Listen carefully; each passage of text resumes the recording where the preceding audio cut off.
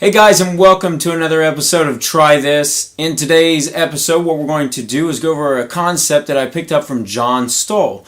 Now, fortunately, I've had the opportunity to be in contact with John Stowell online, and he was nice enough to say a few words about my playing a couple years ago, and I'm really thankful for that.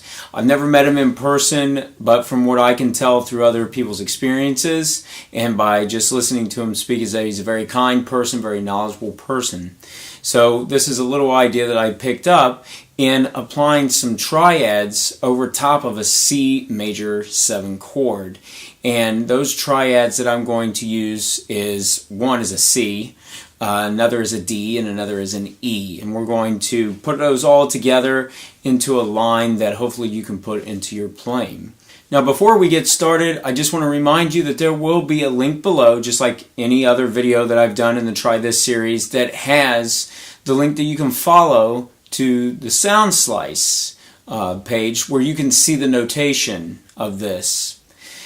And also, don't forget to check out the other links below, because it's links to albums that I've put out, my Patreon site, as well as musiclessons.com, and my blog, a weekly blog that I put out about the kind of like the behind the scenes, or some thoughts that I have in general from my experiences as a musician and educator. So, let's go ahead and get started. Alright, so what I'm going to do is talk about what's going on with this idea as I'm playing it slowly. That way you can see what triads I was putting together. So when I first start this out, what I have, and I'm going to break it into the triad segments. So this is a complete eighth note line. That's the main rhythm throughout, what is the rhythm throughout until the very end. But I'm going to break it into the little triad segments that I use to compose it with. So the very first thing I have is this. That's a C major, starting on the E. 3, 1, 5. The next triad I go to is an E major, and I start with the 5, then the 1, then the 3. Then I go into a D major triad with the 5th, go right down with it. Then I go back into a C major triad,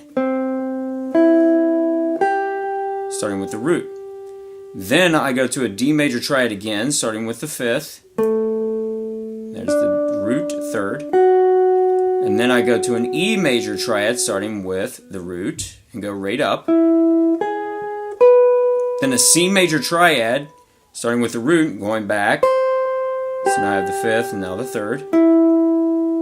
Back to a D major triad. There's the D, A and F sharp. And now I have my E, so I'm going to do an E triad. Here's the root, the 3rd, the 5th. Now this next note is an E, and I'm seeing it not as the octave for that triad, but as the 3rd of the C major now. And here's the C, here's the G, the 5th, and then I ended on an E. So now I'm going to play this slowly.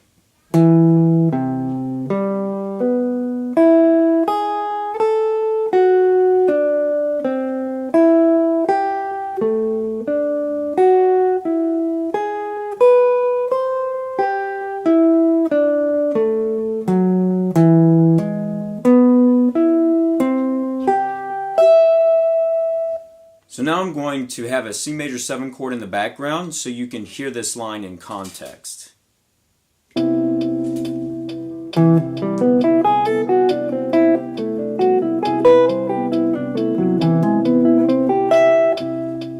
do it again.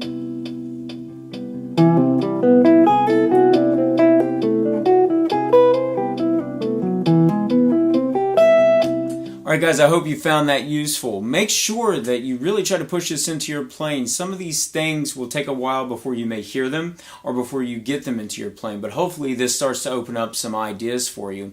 And also, don't forget to try it in other keys. So I want to thank you again for watching, and stay tuned for another episode of Try This.